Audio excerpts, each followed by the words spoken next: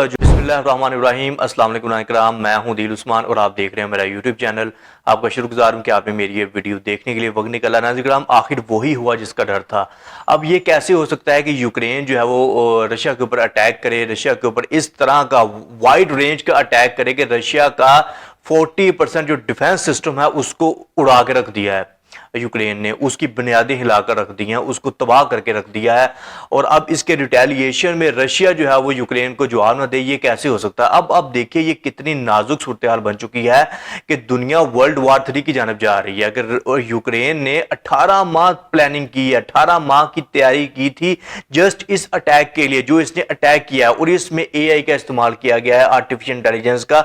सो यहां पर एक क्वेश्चन मेरा ये बनता है आपसे, आपने मुझे लाजमी कमेंट करके बताना है कि आर्टिफिशियल इंटेलिजेंस का यूक्रेन इस तरह इस्तेमाल कर सकता है जैसे कि प्रोफेशनल बेसिस के ऊपर इस्तेमाल किया गया है आर्टिफिशियल इंटेलिजेंस को, और ड्रोन्स के थ्रू जो है वो स्मगल किया गया रशिया के अंदर ड्रोन्स को एक ट्रक के थ्रू। उसके बाद ट्रक की छत जो है वो ब्लास्ट होती है, फिर वहां से ड्रोन्स निकलते हैं और जाकर खुद ब खुद ही जो उनके अंदर आर्टिफिशियल इंटेलिजेंस की इंस्ट्रक्शंस डाली गई हैं थ्रू, और वो जाकर जो है वो डिफेंस सिस्टम को उड़ाना शुरू कर देते हैं। और रशिया को नाकाबिले तलाफी नुकसान हुआ है, अनप्रेसिडेंटेड है, इसकी मिसाल नहीं मिलती है।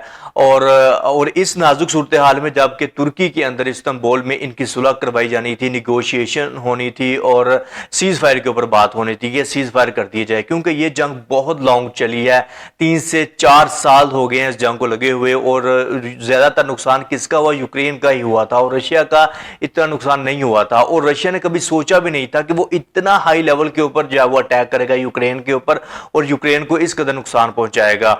और यूक्रेन ने अब देख लीजिए क्या किया है। और ये एक छोटा सा मुल्क है यार, एक छोटा सा। अब अगर हम मुल्क की बात ना करें, चले जी छोटा सा मुल्क नहीं है, लेकिन भाई इसके पल्ले भी तो कुछ होना चाहिए। इसके पल्ले भी कुछ नहीं है। न्यूक्लियर वेपन्स हैं, कोई हथियार, कोई बॉम्ब, कोई प्रोग्राम वगैरह नहीं है न्यूक्लियर एटम बम वगैरह का। और रशिया के पास तो भाई हाई लेवल के न्यूक्लियर प्रोग्राम्स वगैरह हैं। अब देखिए यूक्रेन का क्या होने वाला है, अब तबाही ही तबाही मचेगी। और रशिया आ गया है और रशिया ने जो है वो अटैक करने शुरू कर दिए हैं यूक्रेन के ऊपर। अब यूक्रेन जो है अब कभी जा रहा है डोनाल्ड ट्रंप के ऊपर, और इंटरनेशनल लेवल की ताकतें हैं उनके पास जाकर कह रहा है कि सीज फायर करवाया जाए, रशिया को रोक दिया जाए। रशिया अब आ गया है, हमारे ऊपर अटैक्स पर कर रहा है, हमले कर रहा है।